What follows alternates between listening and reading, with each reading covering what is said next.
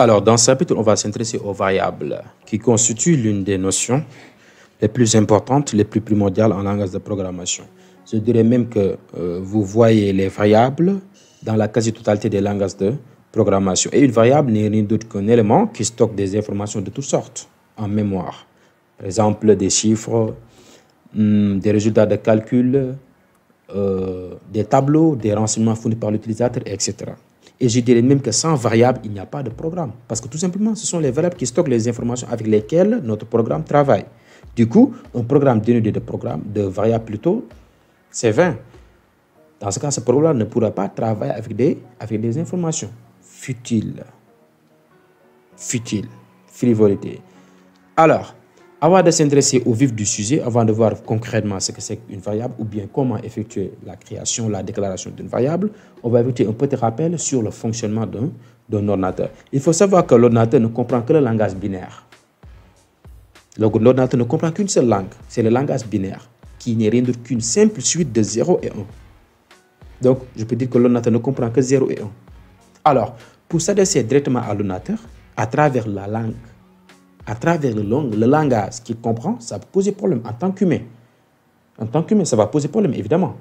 Parce que nous, on ne peut pas comprendre un langage de 0 et 1. On ne peut pas créer des programmes informatiques exécutés, qui sont appelés à être exécutés à travers nos ordinateurs, un langage binaire, directement. C'est impossible.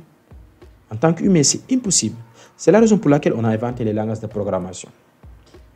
Donc, les langages de programmation nous aident tout simplement à mettre en place des programmes qui pourront être exécutés par nos ordinateurs. Mais attention, comme je l'ai dit, l'ordinateur ne comprend que le langage binaire.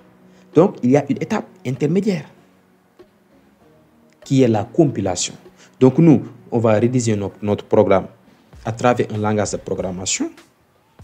Et maintenant, c'est la compilation qui effectue la conversion du langage de programmation en langage machine, en langage binaire, pour que l'ordinateur puisse comprendre notre programme afin de l'exécuter. Est-ce que vous avez saisi? Donc, ce qu'il faut retenir est que le langage binaire est donc une suite de 0 et de 1 qu'on appelle bit. 0 est un bit, 1 est un bit. Donc, il n'existe que deux bits possibles, deux types de bits. Il y a le bit 0 et le bit 1. Et un programme, et l'ordinateur plutôt ne comprend que de 0 et 1. Il faut noter aussi qu'il existe plusieurs catégories de poids de programme. Si vous avez l'habitude de manipuler des fichiers, tels que des audios, des vidéos, des images, vous avez remarqué plutôt qu'il existe plusieurs catégories de poids de programme. Par exemple, la taille de vos fichiers là. Certains de vos fichiers ont de taille de quelques octets, d'autres de quelques mégaoctets, d'autres de quelques kilooctets, d'autres de quelques gigaoctets. Est-ce que vous avez saisi? Eh bien, ces mégaoctets-là, kilooctets-là, gigaoctets constituent ce qu'on appelle des catégories de poids de programmation que l'on appelle le système métrique informatique. Donc, il y a plusieurs systèmes métriques informatiques. Et ce tableau-là récapitule certains systèmes métriques les plus courants, à savoir le bit, abrégé par B, qui désigne tout simplement la plus petite valeur informatique, soit 0 ou 1. Un bit ne peut être que 0 ou 1. Il y a aussi l'octet. Un octet regroupe 8 bits. Donc, un octet est égal à 8 bits. Un octet n'est rien qu'une succession de bits dont la longueur est égale à 8. Voyez ici cet exemple. Là, on a 8 bits. Une succession de 0 et de 1. Est-ce que vous avez saisi? Eh bien, kilo-octet regroupe 1024 octets. Un kilooctet égale 1024 octets. Un mégaoctet égale 1024 kilooctets. Un gigaoctet égale 1024 mégaoctets. Et un téraoctet est égal à 1024 gigaoctets. Est-ce que vous avez saisi? Donc là, vous avez l'habitude de rencontrer ces genres de systèmes métriques là, au niveau de vos fichiers, concernant les tailles de vos fichiers. Et là, j'ai utilisé les termes kilooctet, mégaoctet, gigaoctet, téraoctet, etc. Mais en réalité, on devait utiliser kibiooctet à la place de kilooctet, mébiooctet à la place de mégaoctet, zibiooctet à la place de gigaoctet et tébiooctet à la place de téraoctet. Parce qu'en réalité, le kilooctet ne désigne pas 1024 octets, mais plutôt 1000 octets. Pas 1024, mais 1000 octets. C'est le zibiooctet qui est égal à, c'est le kibiooctet plutôt, qui est égal à 1024 octets. Donc, par habit de langage, on utilise kilo-octet pour désigner kibio-octet. Est-ce que vous avez saisi? Mais là, en bonne expression, on devait dire kibio-octet et non kilo-octet. Parce que le kilo-octet, sa taille réelle, c'est 1000 octets. Est-ce que vous avez compris? Donc là, ça ne gêne pas, on dit souvent kilo-octet pour désigner kibio-octet. Maintenant, intéressons-nous à la déclaration d'une variable. Donc, pour créer une variable, on doit la déclarer. Et déclarer une variable consiste tout simplement à dire au système d'information, au système d'exploitation plutôt, à notre OS, au système d'exploitation, de nous réserver un espace mémoire pour stocker une information que va renfermer, qui va encapsuler, que va contenir notre variable. Et la déclaration, en termes de programme, s'effectue comme suit. On mentionne le type de la variable, qui peut être un entier, un nombre décimal, un caractère, une chaîne de caractères, etc. Après, on met le nom de la variable. Donc, chaque variable doit avoir un type, parce que Java est un langage typé. Chaque variable, on doit mentionner son type. Dire, est-ce qu'il s'agit d'un entier, est-ce qu'il s'agit d'un nombre décimal, etc. Donc, le type correspond en réalité à la valeur que va stocker notre variable. Et après, on mentionne le nom de la variable. Et c'est ce nom de la variable-là qui identifie cette dernière de manière unique. Donc, on ne peut pas avoir deux variables de même nom en programme, dans un programme. Deux variables de même nom dans un programme, on ne peut pas l'avoir. On ne peut pas les avoir plutôt. On ne peut pas avoir deux variables de même nom dans un programme. Parce que tout simplement, le nom d'une variable identifie de manière unique la variable. Donc, ce qu'il faut retenir est que pour déclarer une variable, on mentionne le type de la variable. Après, le nom de la variable et enfin, on mentionne le point-virgule, sans oublier le point-virgule. Parce que la déclaration d'une variable est une instruction. Et une instruction en langage de programmation, en langage Java, je dirais, se termine par un point-virgule. Parce que là, c'est le point-virgule qui indique aux IVM, à la machine virtuelle Java, que l'instruction se termine ici. S'arrête là. Est-ce que vous avez saisi? Donc, si vous oubliez, si vous omettez le point-virgule, eh bien, vous aurez une belle erreur de syntaxe. C'est sûr. Alors, intéressons-nous maintenant au type de variable.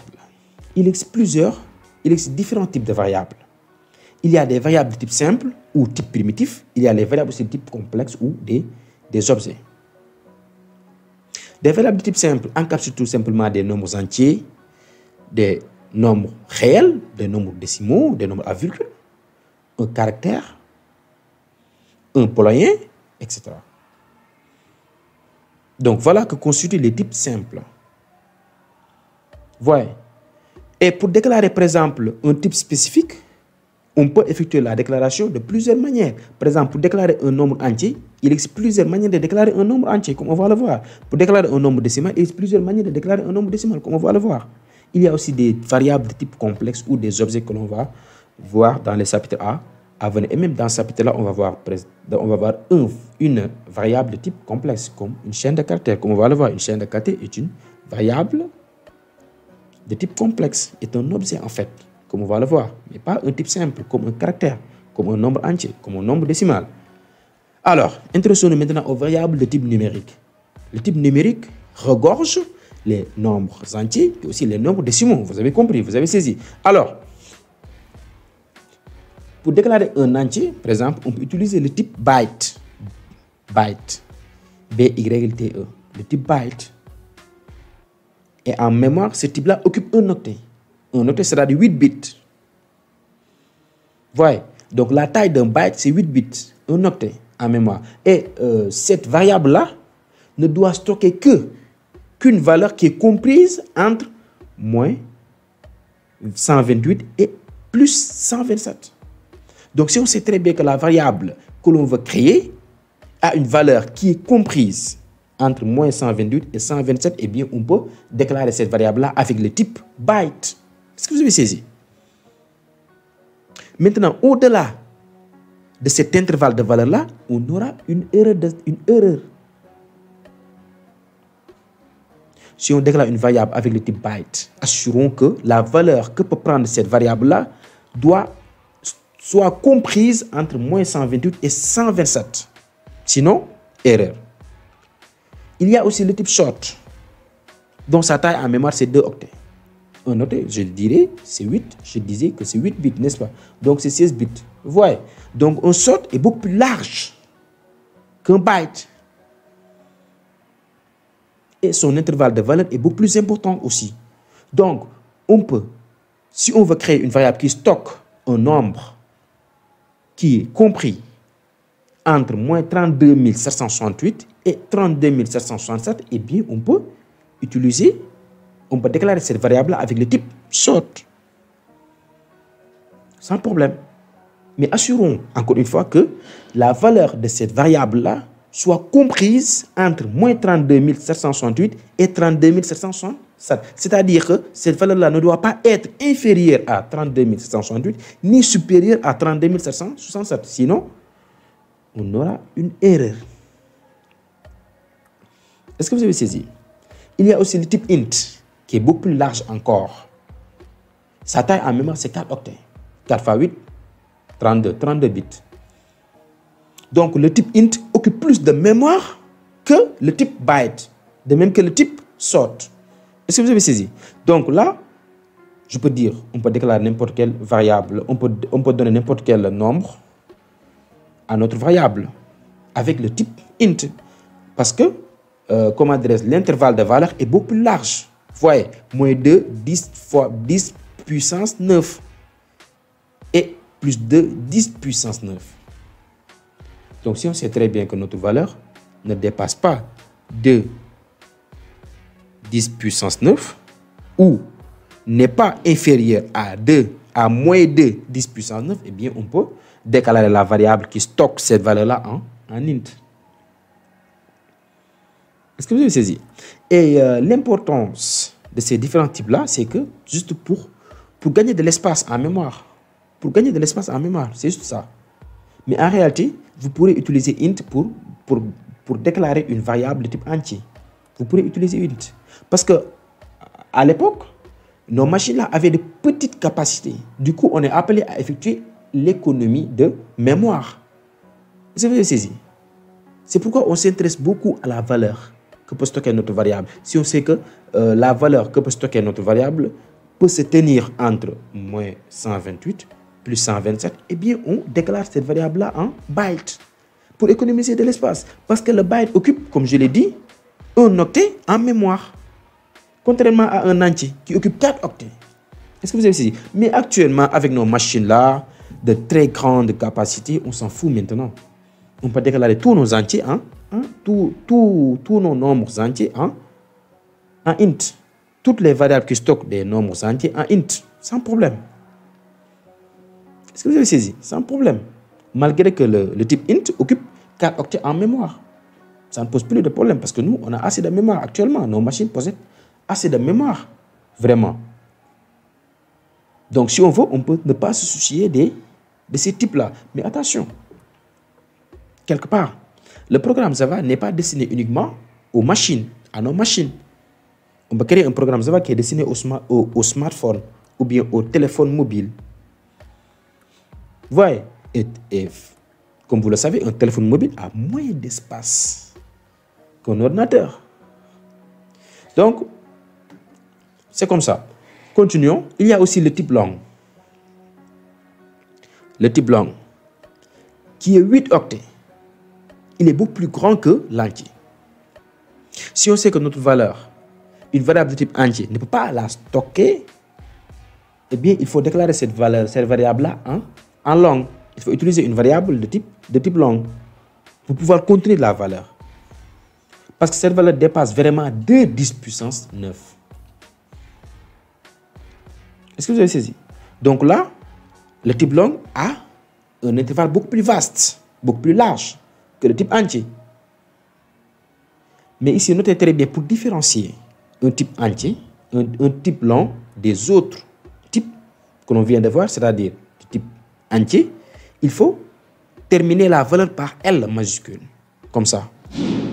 Par L majuscule, comme ça. Vous avez vu? Par L majuscule. Pour dire tout simplement à la JVM, à la machine virtuelle Java, qu'il s'agit d'un long.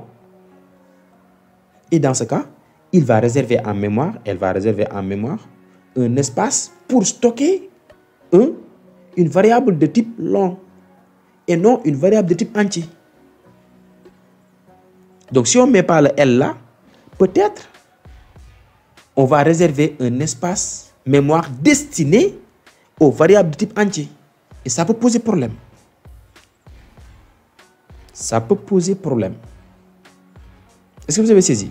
Donc là, pour mettre une valeur dans une variable de type long, il faut terminer cette valeur-là par L majuscule. Continuons avec le float. Donc le float, c'est juste pour stocker. Le type float, on l'utilise pour stocker un nombre flottant, un nombre décimal, un nombre réel. Est-ce que vous avez saisi? Et là, au lieu d'utiliser virgule, on utilise le point. C'est la notation anglo-saxonne. Un nombre décimal. En machine, le nombre décimal, on met point à la place de virgule. Et là, vous voyez ici, on a terminé la valeur par F pour dire tout simplement à la JVM, à la machine virtuelle, qu'il s'agit d'un float. Donc, faites attention, il s'agit d'un float. Donc là, on va réserver en mémoire l'espace adéquat pour le stockage d'un float, d'une variable de type float, d'une variable de type float, d'une variable de nombre de type nombre décimal. C'est très intéressant. Donc attention, hein. Il faut bien mettre le F. Il faut bien mettre le F. Et tout à l'heure, il faut bien mettre le L. Il s'agit d'une variable de type long. Sinon, comme je l'ai dit, l'ordinateur va réserver un espace pour une variable de type entier. Vous voyez, parce que là, pour l'entier, on n'a rien mis. On a juste mis la valeur. Et le double est beaucoup plus vaste que tout. Le double est identique à float, mais plus de chiffres derrière la virgule. C'est-à-dire, le double peut contenir assez de valeurs, assez de chiffres au niveau de sa partie décimale, contrairement au float. Au float, peut-être, sa part décimale est un peu limitée. Est-ce que vous avez saisi? Donc, voilà donc les différents types numériques. Donc, comme je l'ai dit tantôt, pour déclarer une variable de type, pour déclarer un nombre, une variable qui doit stocker un nombre entier, il existe plusieurs manières, plusieurs types. On peut utiliser le byte, ou bien le sort, ou bien le int, ou bien le long. Pour déclarer un nombre réel, ou bien un nombre flottant, on peut utiliser soit float, ou bien double. C'est à vous de choisir. Mais comme je l'ai dit, vu que nos machines maintenant possèdent d'importantes capacités en mémoire, eh bien, on peut se limiter tout simplement à ces deux types de variables-là. Pour déclarer une variable qui stocke un nombre entier, qui stocke des entiers, eh bien, on utilise le type int. Pour déclarer une variable qui stocke un nombre flottant, un nombre décimal, on utilise le type double. Est-ce que vous avez saisi? Voilà, donc c'est ce que je fais moi.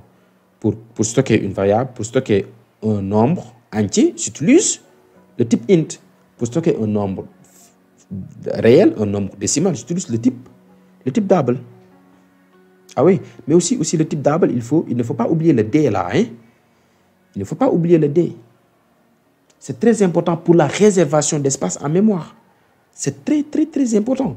Parce que comme vous avez remarqué, là, le type double correspond à 8 octets en mémoire. C'est comme le type long, si je ne me trompe pas. Oui, 8 octets en mémoire. Le float, c'est 4 octets. Est-ce que vous avez saisi? Donc, il faut bien mettre ces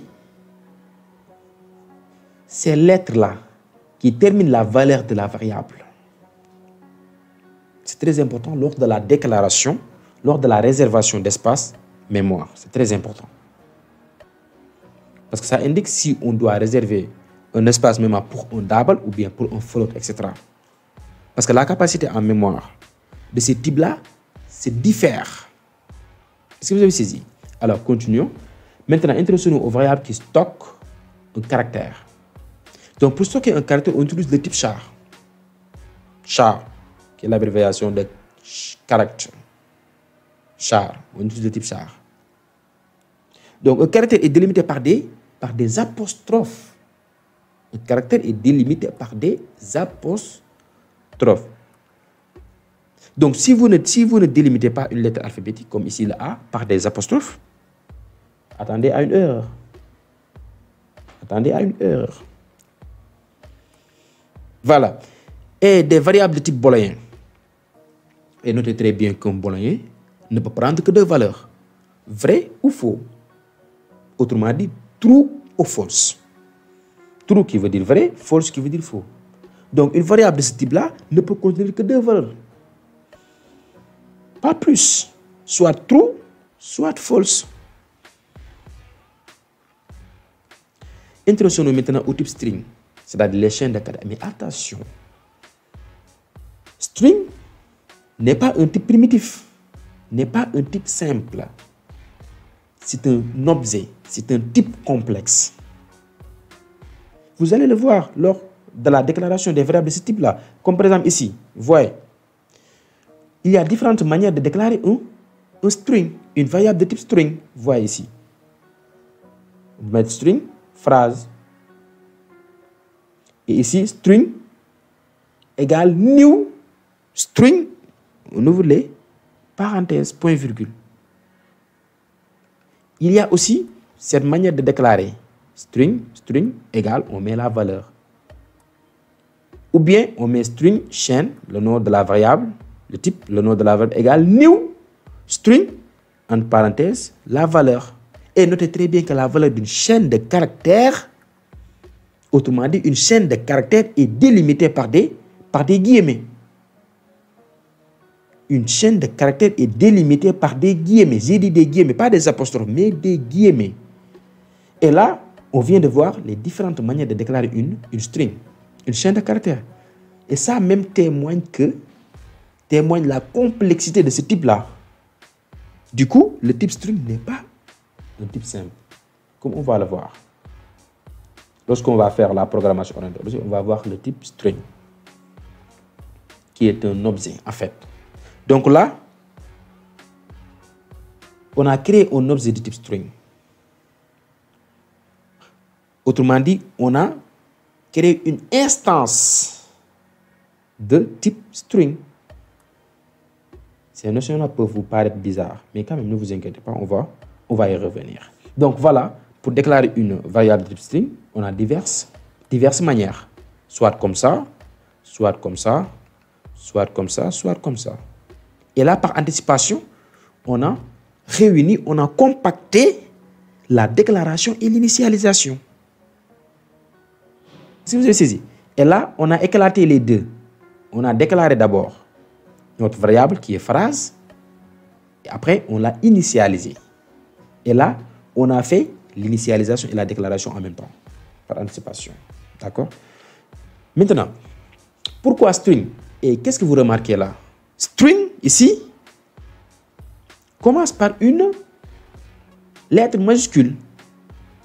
Et les autres types, pourtant, sont tout en minuscule.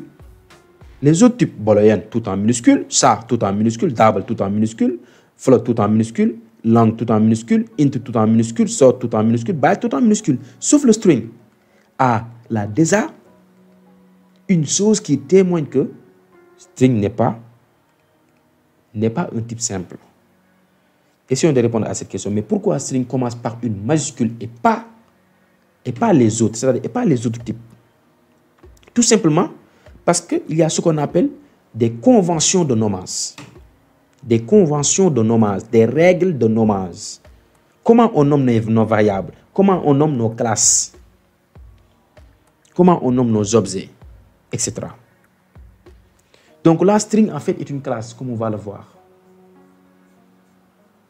Créer une variable de type string revient à créer un objet de la classe string, comme on va le voir. Est-ce que vous avez saisi dans un chapitre dédié? Donc là, le fait qu'on met string avec S majuscule, c'est une convention. Et le fait qu'on met les autres types simples, les types simples, tout en minuscule aussi, c'est une convention. Alors, voyons quelques conventions de nommage des variables. Tous vos noms de classe, j'ai dit que string est une classe, en fait, comme on va le voir. tous vos noms de classe doivent commencer par une majuscule. C'est la règle, doivent commencer par une majuscule. Tous vos noms de variables doivent commencer par une minuscule. Tous vos noms de variables, comme ici par exemple string, vous voyez, string ici, c'est un nom de variable. Chaîne, c'est un nom de variable. String par contre, en bleu là, c'est une classe. Vous voyez, c'est pourquoi ça commence par une lettre majuscule. Vous voyez ici, phrase, c'est un nom d'une variable. TR, c'est un nom d'une variable. C'est un nom d'une variable. Donc, par convention, nos noms de variable commence par une lettre minuscule. Maintenant, si le nom d'une variable est composé de plusieurs mots, c'est-à-dire notre nom de variable renferme plusieurs mots, alors le premier commence par une minuscule, le premier mot commence par une minuscule, et les autres mots, le ou les autres mots commencent par une majuscule. Et ce sans séparation. C'est-à-dire qu'il ne devait pas avoir d'espace. Il ne devrait pas avoir d'espace entre les mots qui constituent le nom d'une variable. Ces mots doivent être collés, côte à côte, être collés. Et chaque mot, hormis le premier mot, doit se voir, sa première lettre se met en majuscule. Est-ce que vous avez saisi? Tout ceci sans accentuation. Attention. En programmation, au nommage des variables comme des classes, il faut éviter les accents. Pas d'accentuation. Pas de caractères spéciaux. Hormis l'underscore. On peut utiliser quand même underscore. Comme là, par exemple, à la place de... Pour séparer les mots que constituent le nom d'une variable, on peut utiliser les underscores. C'est acceptable. Mais quand même, tout ceci sans accentuation. Attention. Année, par exemple, pour déclarer une variable qui stocke l'année, année avec accent aigu, c'est interdit. On ne doit pas apercevoir des accents au niveau du nom, au niveau des noms de nos variables. Il faut faire très attention. Il faut éliminer les accents. Un nom de variable ou bien un nom de classe ne doit constituer que ne doit être qu'alphanumérique. Alphanumérique. Alphabet A à Z. Numérique 0 à 9. Pas plus. Et le respect de la casse. Il est important dans le langage Java de respecter la casse parce que Java est un langage sensible à la casse. Autrement dit, il fait la différence entre le majuscule et le minuscule. Est-ce que vous avez saisi? Char tout en majuscule est différent de char tout en minuscule.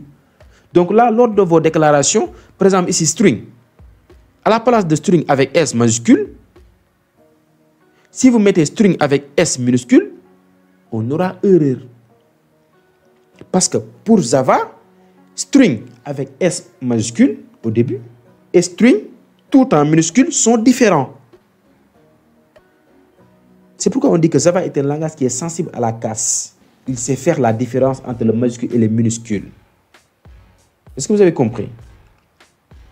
Donc voilà. Et voyons quelques exemples de nommage de variables et de classes. Donc là, Toto, c'est bien nommé. Cette classe est bien nommée. Voyez, ça commence par une lettre majuscule. Nombre, ça commence par une lettre majuscule.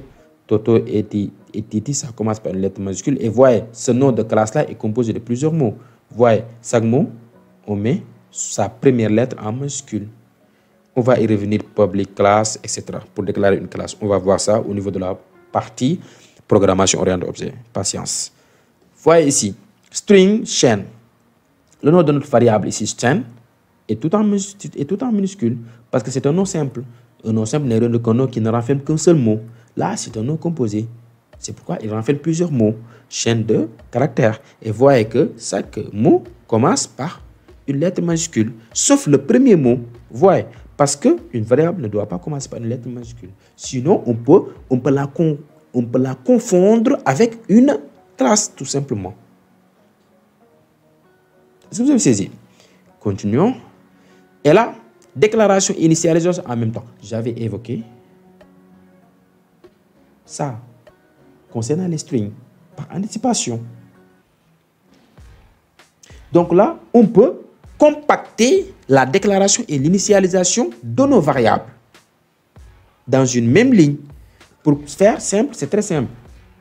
On met le nom, le type de la variable, le nom de la variable, et on utilise égal. On utilise égal, qui est l'opérateur d'affectation. Et on mentionne la valeur de la variable. La valeur que doit stocker notre variable. Est-ce que vous avez saisi? Donc là, on a déclaré un entier, là, on a déclaré un float, là, on a déclaré un caractère, là, on a déclaré une chaîne de caractères. Est-ce que vous avez saisi? Donc, c'est très simple. Hein? On met le type de la variable, le nom de la variable, on utilise le signe égal, qui est l'opérateur d'affectation. On mentionne après la valeur de la variable. Et enfin, on termine l'instruction par point-virgule. On met toujours point-virgule. Donc, c'est très simple. Vous avez vu? Donc, si on sait dès le début la valeur d'une variable, eh bien, quand même, on peut compacter la déclaration, sa déclaration et son initialisation en même temps. Autre chose, là, on peut déclarer nos variables de même type dans une seule ligne en les séparant par virgule. En les séparant par virgule, comme ici. Vous voyez, nombre 1, nombre 2, nombre 3 sont des entiers. Donc, sont de même type. Au lieu de mettre int nombre 1 égale 2, point virgule à la ligne int nombre 2 égale 3, point virgule à la ligne int nombre 3 égale 0, point virgule à la ligne. On peut regrouper ces variables-là dans une seule ligne en les séparant par virgule. Et après la dernière variable, on met le point virgule. Notez bien parce que le point virgule marque la fin d'une instruction. C'est grâce au point virgule que la JVM, la machine virtuelle Java, saura que l'instruction s'arrête là. Est-ce que vous avez saisi? Donc, c'est très simple là. Hein? Donc là, on a déclaré et initialisé en même temps nos variables qui sont de même type. Continuons. Maintenant, intéressons-nous plutôt aux opérateurs arithmétiques. Donc, comme vous le savez, les opérateurs arithmétiques sont toujours ce que vous savez depuis l'école primaire. Hein? L'addition, la soustraction, la multiplication, la division. Et là s'ajoute en fait le modulo.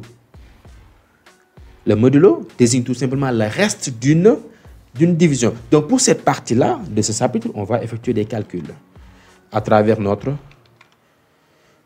IDE. Alors, qu'est-ce qu'on va faire? On va déclarer d'abord des variables. Hein? Int, attention, int comme ça, voyez, est différent de int comme ça. Et qu'est-ce que vous avez remarqué? Ce int-là n'est pas coloré. Parce qu'il n'est pas un mot natif du langage Java. Java ne le reconnaît pas. Java ne le reconnaît pas. Hein? Voyez. Donc, comme je l'ai dit, Java est un langage qui est sensible à la casse. Donc, je vais mettre int nombre. Je vais mettre 0 là. Virgule. Bon, je peux mettre ici nombre 1. Hein? Voilà. Donc, je vais faire la déclaration groupée. Vu que mes variables sont de même type, n'est-ce pas? Là, je vais mettre 5. Nombre 2 égale 5. Après, nombre 3, qui est égal à peut-être 10, et point virgule, qui marque la fin de l'instruction. Point virgule. Vous avez vu? Donc là, je n'ai pas erreur de syntaxe. Voilà. Voilà. Donc ici, ce n'est pas une erreur de syntaxe. Vous avez vu? Et pour témoigner ça, si je compile, il ne m'affiche rien. Il n'y a pas d'erreur. D'accord. Et comme je l'ai dit, les opérateurs arithmétiques, vous le savez très bien, il s'agit de l'addition, la soustraction, il s'agit de l'addition en utilisant le signe opérateur plus, le signe plus. Il y a la soustraction, le signe moins. Il y a la multiplication, astérix. Il y a la division, qui est le slash. Il y a aussi le modulo. Voyez, le modulo,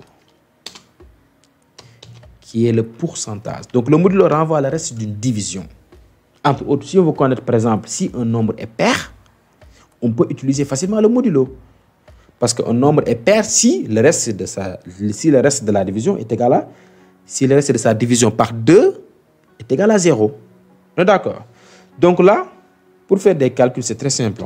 Là, on peut dire nombre 1 égale 4 plus 3, point virgule. Nombre 1 égale 4 plus 3, point virgule. Et là, je peux afficher le résultat avec 6 out. Comme ça. Voilà. Là, pour mettre le résultat, il suffit de mentionner le nom de la variable. Comme ça. Est-ce que vous avez saisi? Et si j'exécute, j'aurai 7A à la console. Voilà, 7. Je peux accompagner de cet affichage-là un peu de texte. Et là, j'utilise le plus. Donc ici, plus n'a pas la même signification que ce plus-là. Que ce plus qui est effectué entre des nombres, entre des entiers ou bien entre des nombres décimaux, entre des valeurs numériques. Ce n'est pas pareil. Donc ce plus-là, c'est l'addition. Mais l'autre plus, c'est la concaténation.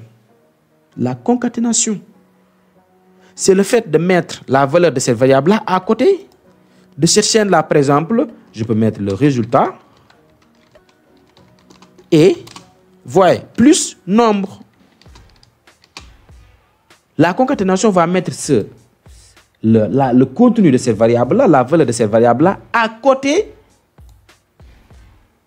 de ce texte-là. Donc, on aura à l'affichage le résultat est 7. Si on veut, on peut mettre autant de concaténation, autant de plus.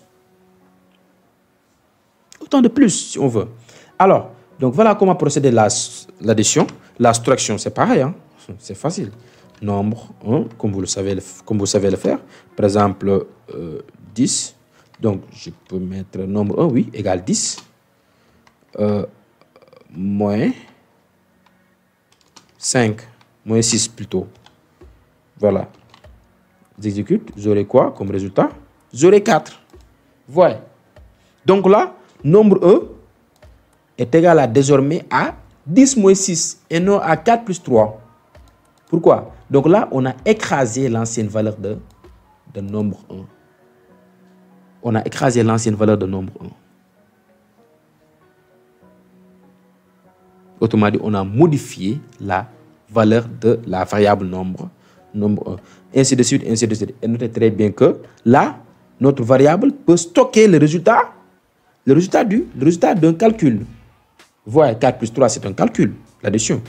Notre variable peut le stocker. Et aussi, on peut stocker, par exemple, ici, nombre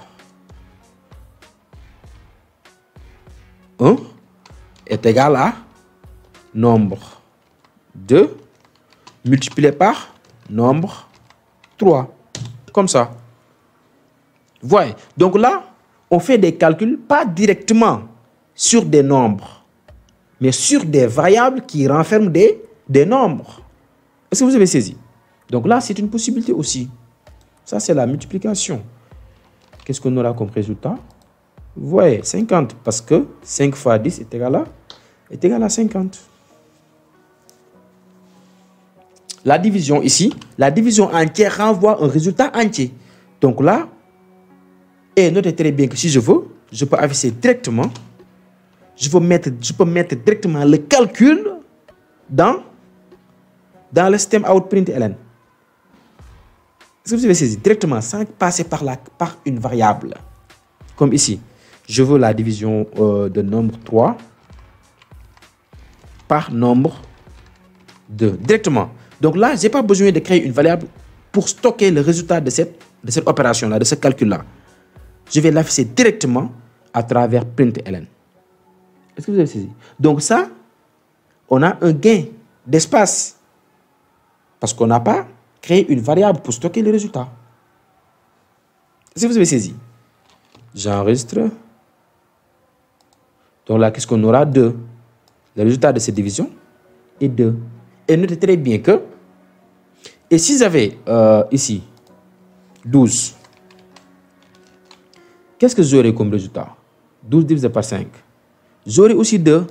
Pourquoi? Parce que tout simplement la division entière, autrement dit, la division entre deux entiers, le résultat de la division entière, le résultat de la division entre deux entiers est un entier. Aussi simple que ça. Le résultat de la division de deux entiers est un entier. Le résultat de la division entière est un entier. Si vous avez saisi. Donc là, attention à la manipulation des variables. Il faut manipuler les variables de même type. Il faut manipuler des variables de type entier à part, des variables de type float à part. Il ne faut pas mélanger. Ne prenez pas le risque de diviser par exemple un entier par un float. Ou bien par un double. Ou bien par un char, un caractère. Ne prenez pas ce risque-là. Donc si vous voulez faire des calculs, utilisez des variables de même type. Cela nous invite d'avoir une perte de précision, comme on va le voir. Une perte de précision, comme on va le voir, d'accord? Maintenant, le modulo tout simplement renvoie le reste d'une division. Par exemple, ici, là, nombre 3 divisé par nombre 2, si je veux connaître le reste de la division, il me suffit de mettre tout simplement copier, coller. Là, je vais ajouter un peu de texte. Le reste est, oui, pour être court, le reste est nombre 3 modulo. Donc, à la place de slash, on va mettre le modulo. Est-ce que vous avez saisi? Donc là, il me signale une erreur. Pourquoi? Parce que je n'ai pas mis l'opérateur de concaténation. Plus. J'enregistre et j'exécute. Et là, il m'affiche le reste de la division et 2, évidemment. 12 divisé par 5, le reste, c'est 2. Est-ce que vous avez saisi? Et aussi, il y a autre chose à savoir.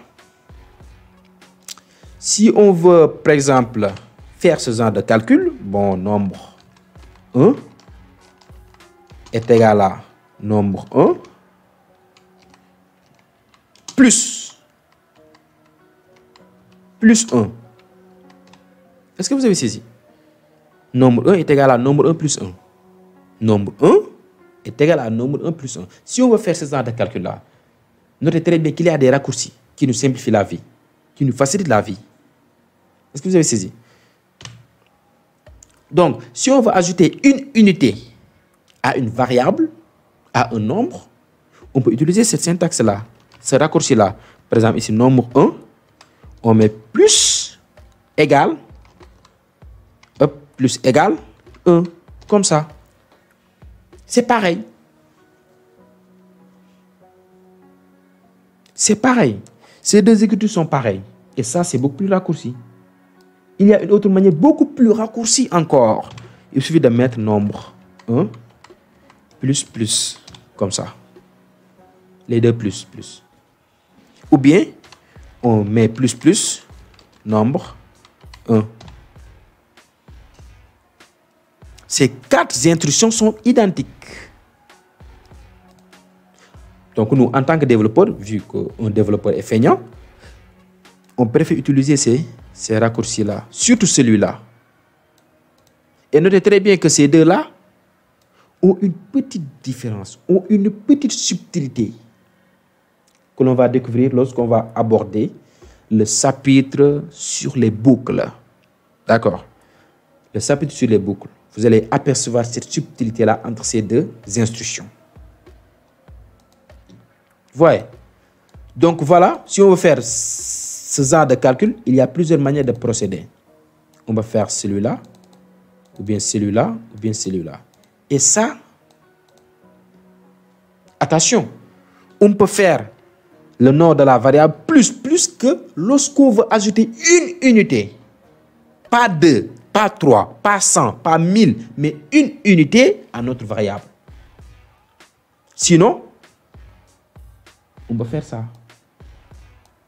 Par exemple, là, si je veux ajouter 4, 5, par exemple, là, je vais mettre 5. Comme ça. C'est identique. Ces instructions-là sont identiques. Mais ces deux-là ajoutent en fait. Une unité à notre variable.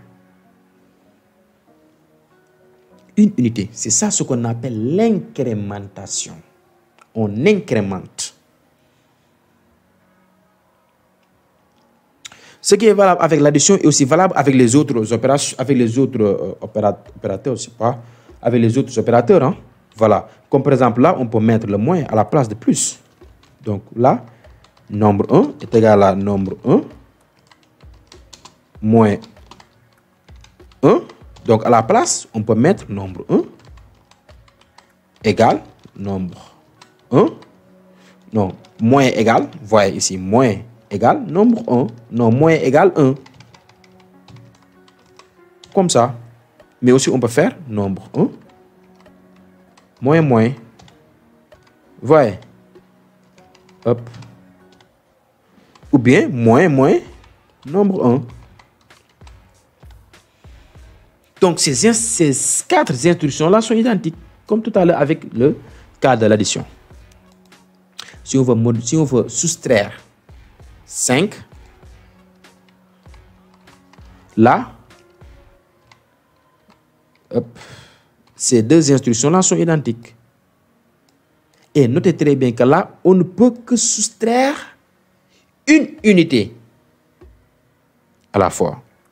Pas 5, ni 10, ni 20, ni 40. Une unité. C'est ça ce qu'on appelle la décrémentation. On décrémente. On enlève 1. C'est ça la décrémentation. Eh bien, notez très bien que l'incrémentation et la décrémentation trouvent leur importance au niveau des boucles. Et on ne tardera pas à voir ce chapitre-là, à faire ce chapitre-là. Les boucles. Donc, un peu de patience. Est-ce que vous avez saisi? Donc là aussi, c'est valable pour les autres opérateurs. Hein. On peut aussi utiliser la multiplication. Pour la multiplication, on met étoile égale, voyez, 4. Ça veut dire quoi? On a multiplié nombre 1 par 4.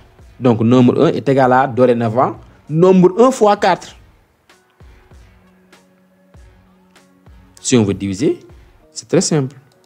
On fera comme ça. Nombre 1 slash égale 4. Donc là, c'est équivaut à nombre 1 égale nombre 1 divisé par 4. Est-ce que vous avez saisi? Donc ça, c'est la version raccourcie.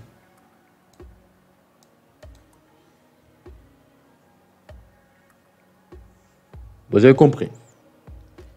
Voilà. Donc, comme je l'ai dit tantôt, il ne faut pas, comment dirais-je, prendre le risque de manipuler des variables, des nombres avec des types différents. C'est-à-dire, comme je l'ai dit, de diviser un entier par un float, par un réel. Attention. Voilà. Avançons un peu. Maintenant, intéressons-nous aux conversions ou castes. Comment convertir un entier en float? Bien, un float en entier. Comment effectuer cette conversion? Donc, cette conversion s'appelle le caste. Conversion par caste. Donc, on caste une valeur. Donc, d'un type int en type float. C'est très simple pour faire la conversion. Hein. On met tout simplement le type entre parenthèses. Avant la valeur. Voyez ici, int. Voyez ici le i. On veut convertir le i là en float. Et la valeur convertie sera stockée dans la variable j. Donc on met j égale, float j égale, entre parenthèses, float i.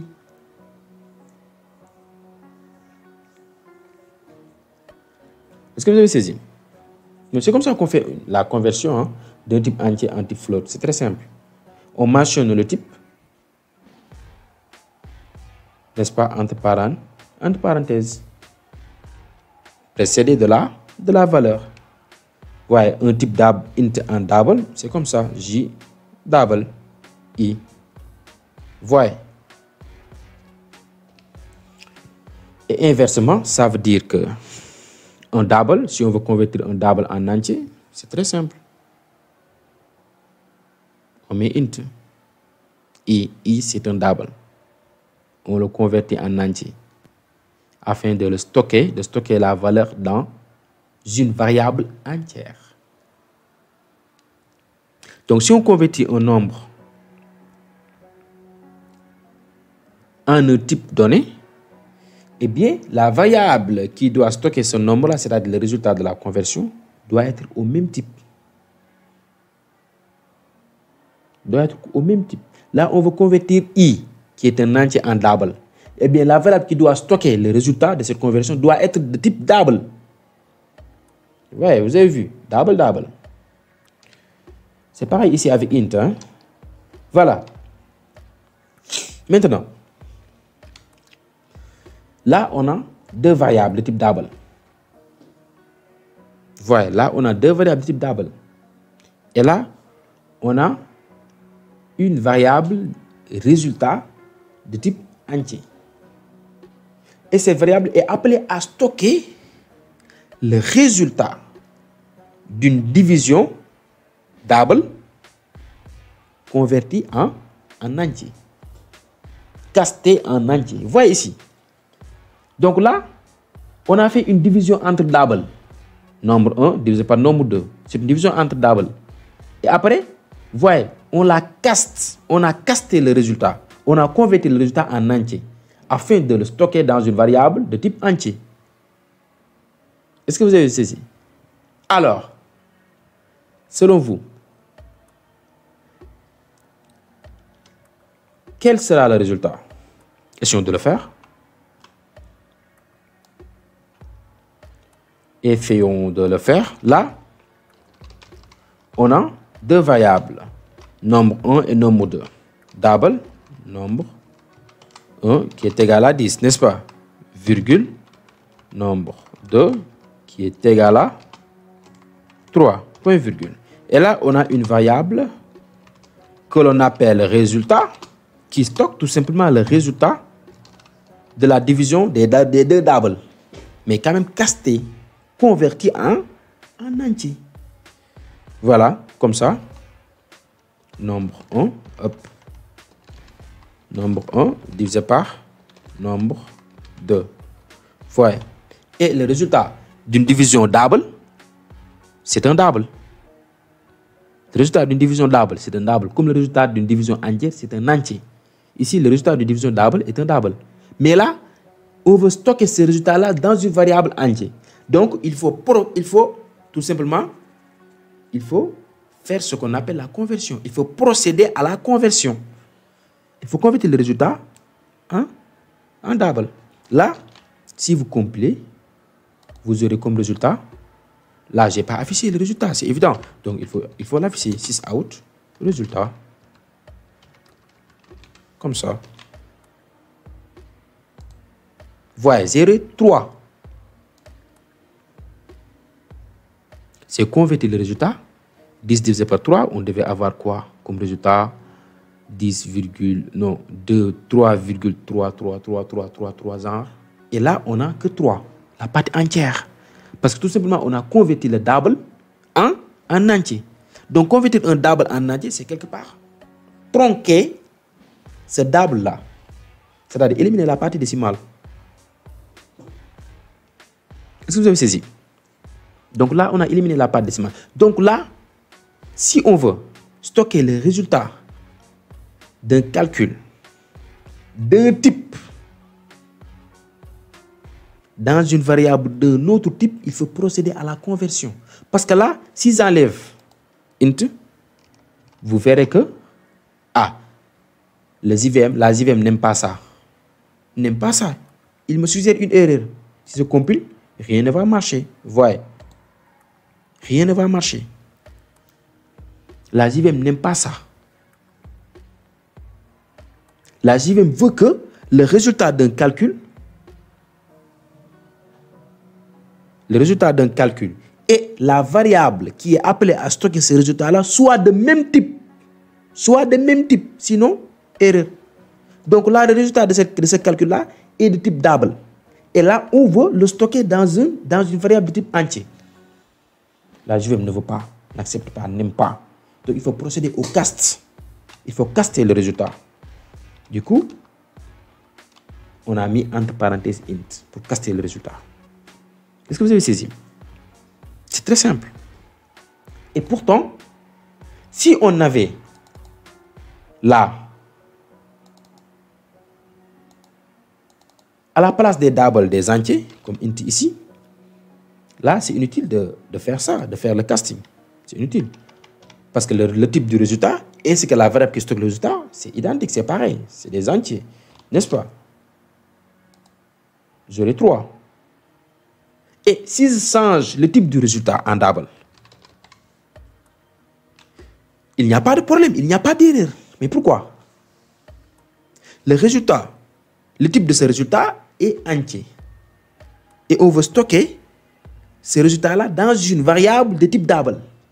Et la JVM aime bien ça, c'est-à-dire ne relève pas d'erreur. Pourquoi? Et pourtant, c'est logique. Je disais que double est beaucoup plus large que les autres types. Int, par exemple, est beaucoup plus large que sort, que le type sort, que le type byte. Long est plus large que le type int. Double est plus large que le type float, ainsi que les autres types. Donc, de manière métaphorique, on peut dire par exemple que le type int est un vert. Le type int est un vert. Un vert. Le type double, on peut dire est un baril, un fût. Le type float est un seau. Un seau, n'est-ce pas? Le type entier, le type entier est un verre. Le type float est un type est un seau plutôt. Le type double est un baril, c'est-à-dire un fût.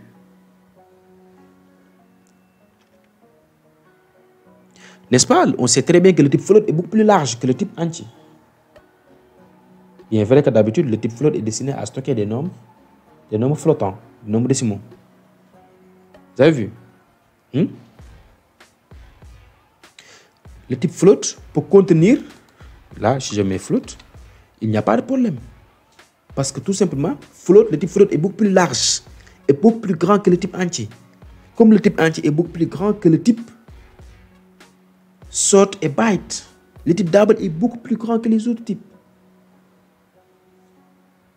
Un verre, le contenu d'un verre, on peut le déverser dans un seau, n'est-ce pas? Sans problème, sans qu'il y ait débordement. Le contenu d'un verre, on peut aussi le déverser dans un baril, dans un fût, sans débordement, sans problème. Le contenu d'un seau, on peut le déverser dans un baril, dans un fût, sans problème. Mais est-ce que le contenu d'un seau, peut-on le déverser dans un verre? Non, il y aura débordement. La plus grande quantité se retrouvera par terre. Est-ce que vous avez saisi cette analogie, cette comparaison? Le contenu d'un verre, on peut le mettre dans un seau sans problème. Parce que le seau est beaucoup plus vague, est beaucoup plus vaste plutôt que le verre. Mais par contre, le contenu du seau, on ne peut pas le mettre dans un verre. C'est possible. Sinon, il y aurait débordement. Toute la quantité la plus importante, se retrouve là par terre. Est-ce que vous avez saisi? C'est ça ce que ça veut dire en fait. Le type double peut contenir n'importe quel type. Le type float peut contenir n'importe quel type. Mais le type entier ne peut pas contenir le type double, ni le type float, sans perte de précision. Mais la perte de précision, ce n'est rien d'autre que la quantité qui est déversée par terre.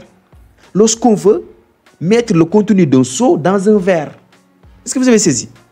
Il y aura perte de précision. Si on veut mettre 3,14 dans un entier, eh bien, on aura 3. Où sont passés les 0,14? La partie décimale. Donc là, il y a perte de précision. Le type le plus grand peut contenir le type le plus petit.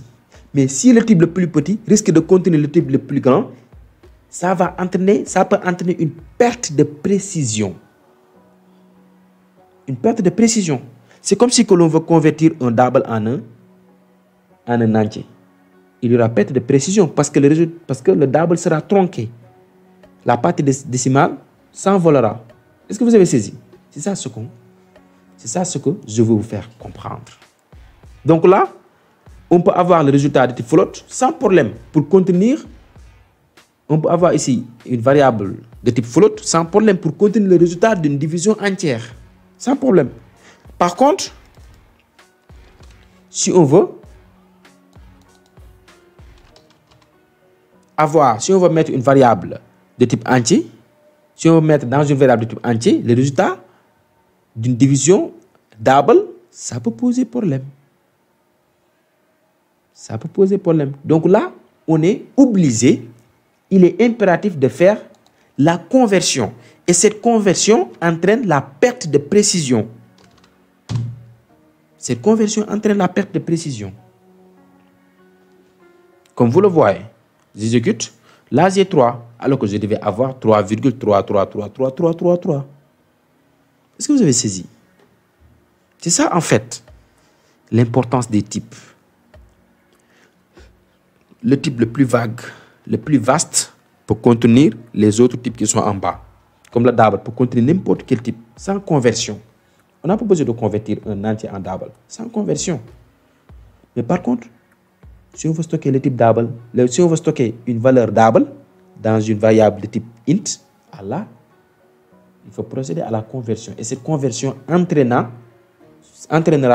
sûrement la perte de précision, la perte d'information. Continuons.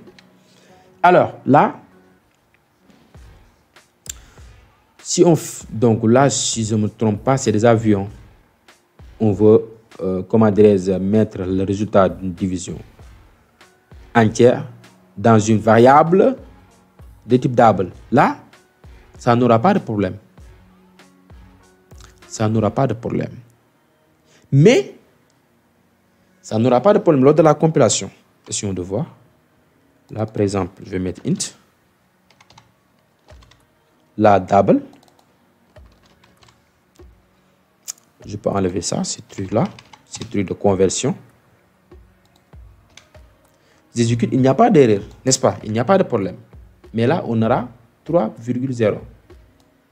Ah, pourquoi 3,0? Alors qu'ici, le résultat est un double. Parce que tout simplement,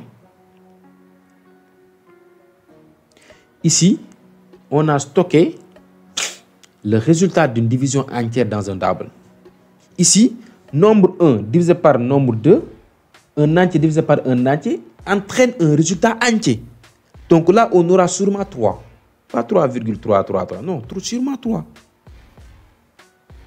Parce qu'on a une division entière et on a stocké ce 3-là dans le résultat. C'est pourquoi on n'a pas 3,3333, mais on a à la place 3 tout court, 3,0 tout court. Continuons. Et là, par exemple, on peut faire le cast, bien que c'est inutile. Dans certains cas, j'ai bien dit dans certains cas, c'est inutile. Là, on veut caster le résultat, par exemple, en double.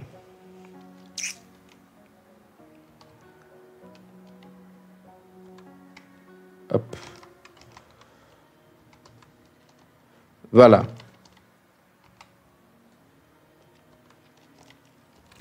Double. On veut convertir le résultat entier d'une division entière en double. Si vous exécutez, qu'est-ce que vous aurez? Vous aurez 3,00.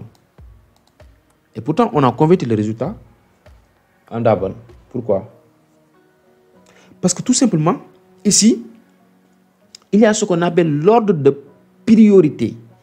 Il y a ce qu'on appelle la priorité des opérations. Le cast, c'est une opération. L'affectation, c'est une opération. Cette division-là aussi, c'est une opération. Donc là, c'est la division qui a la priorité sur le cast. Voilà les parenthèses là, sur la cast. Et une fois casté maintenant, on met le résultat dans la variable résultat. On a fait l'affectation. Donc là, on a converti le résultat d'une division entière. 10 divisé par 3 est égal à 2, est égal à 3 plutôt, est égal à 3. Maintenant, on a essayé de convertir 3, qui est un entier, en double, mais on aura 3,0. Et après conversion, on stocke ce résultat-là dans la variable résultat. Mais la variable résultat sera égale à 3,0. Maintenant, comment faire pour avoir 3,3333 au lieu de 3,0? Dans ce cas, il faut faire quelques réglages au niveau de la priorité des opérations. Parce que comme je l'ai dit, le cast c'est une opération, la division c'est une opération, l'affectation aussi c'est une opération. Et il y a la notion de priorité qui s'impose aux opérations. Donc il faut faire quelques réglages, il faut changer ces priorités-là. Comment faire? C'est en procédant ainsi. C'est-à-dire, on caste chaque nombre d'abord avant de procéder au calcul, avant de faire la division. Est-ce que vous avez saisi? Donc là, on caste nombre 1, on convertit le nombre 1 en double, qui est à la base entier, on le convertit en double. On convertit aussi le nombre 2 en double. Donc là, ici, la conversion a la priorité sur la division. La conversion a la priorité sur la division. On a converti nombre 1 en double et nombre 2 en double. Du coup, mais le résultat de la division sera double.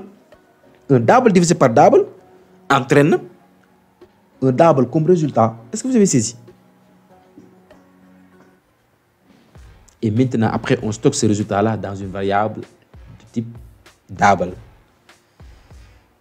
Si vous exécutez, vous aurez 3,333333. Est-ce que vous avez saisi? Donc, ce qu'il faut retenir de là est que le cast, l'addition, la soustraction, la division, l'affectation, tout ça sont des opérations. Il y a la notion de priorité qui s'impose aux opérations. Tout à l'heure, on a fait le calcul. D'abord, on a fait la division avant de convertir.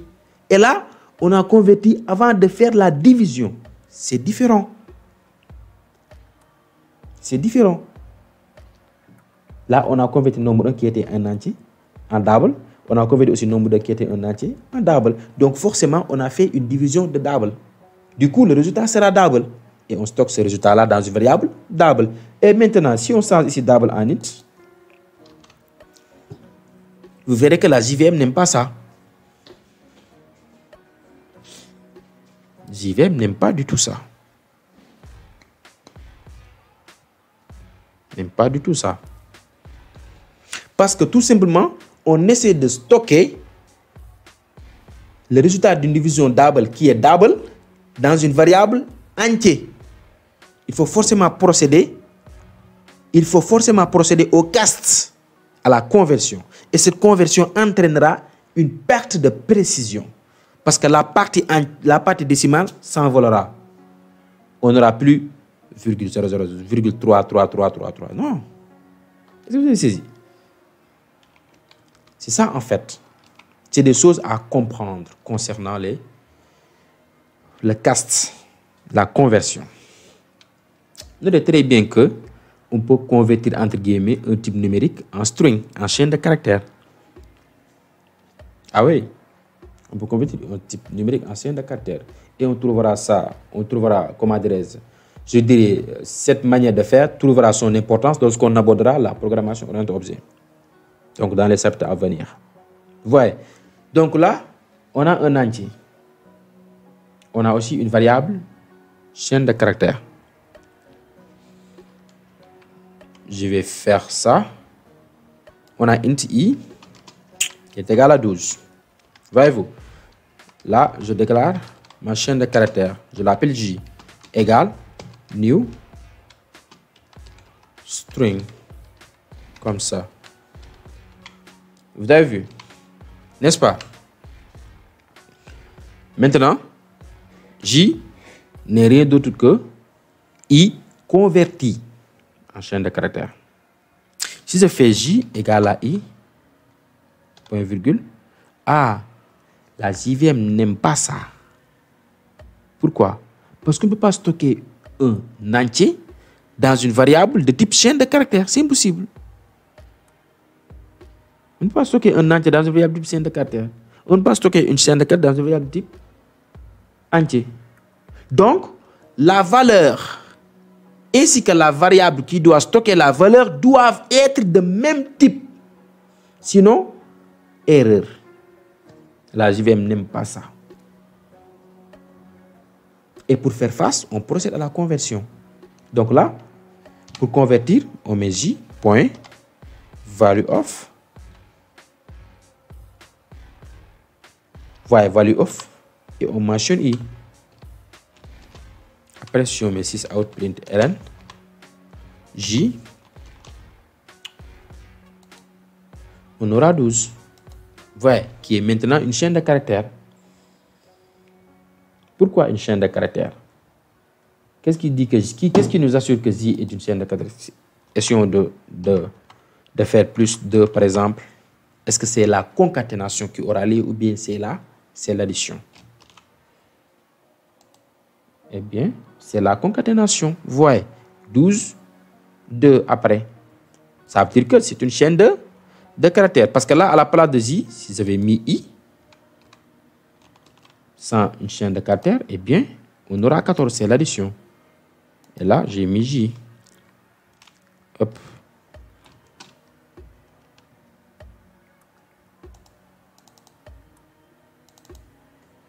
Voilà, J. Est-ce que vous avez saisi? Donc, pour convertir un type numérique, qu'importe, hein? Pour convertir un type numérique en string, qu'importe, on utilise la méthode valueOf. On verra ça en programmation orientée objet. ValueOf, c'est une méthode qui prend un argument, un paramètre. Et ce paramètre de cette méthode-là n'est rien d'autre que la valeur à convertir en chaîne de caractères. Si on veut convertir l'entier en chaîne de caractères afin de la stocker dans une variable chaîne de caractères appelée J. Est-ce que vous avez saisi? Donc voilà, donc qu'importe le type numérique, on utilise valueOf qui prend en paramètre le type numérique à convertir en chaîne de caractères. Maintenant, inverse. C'est-à-dire marche arrière. Inverse. C'est-à-dire on veut convertir une chaîne en entier ou bien en float, en type numérique en tout cas. Mais attendez, assurez-vous que cette chaîne-là ne renferme que des nombres, que des chiffres. Assurez-vous que cette chaîne-là ne renferme que des chiffres. Hein. Voilà, comme ça. Par exemple là, je veux reconvertir J en I. Je veux dire, J c'est une chaîne de caractères, je veux la reconvertir en entier. Comment faire? On peut mettre par exemple ici int k est égal à, on utilise integer, on va y revenir. Integer c'est une classe qui est rattachée en fait au type primitif int. Comme on va le voir, ne vous inquiétez pas, on va le voir dans une des chapitres à venir. Et après, on appelle la fonction valueOf, on lui passe J, après on met point int value. Est-ce que vous avez saisi? Et là, après, si on met 6 out, print ln, on peut mettre k plus 1 par exemple. Et on aura 13 sûrement. 13 ou bien... Voilà, on aura 13 comme résultat. Donc, pour convertir une chaîne de caractères en entier, on met integer, qui est une classe, on verra ça, point valueOf, entre parenthèses la valeur à convertir, et on ajoute une autre méthode qui dépend du type que l'on veut avoir. Est-ce que vous avez saisi? Donc, s'il s'agit d'un entier, on utilise int value. Si on veut convertir une chaîne en entier, on utilise int value. Si on veut convertir Une chaîne en float, on utilise float value. Une chaîne en long, on utilise long value. Une chaîne en double, on utilise double value. Donc là, on met tout simplement le type ainsi que value comme deuxième mot de notre méthode. Est-ce que vous avez saisi? C'est pourquoi j'ai dit ici que pour les autres types numériques, float value de double value. Donc à la place de int value, on va mettre float value ou bien double value. Donc c'est très simple. Hein? C'est très simple de faire la conversion d'une chaîne de caractères en double ou bien en type numérique. Maintenant ici, supposons que J est égal à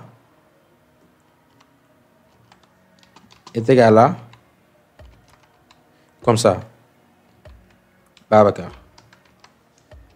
point virgule. Et là, qu'est-ce que j'aurai comme résultat? K. J'enregistre. A. Erreur.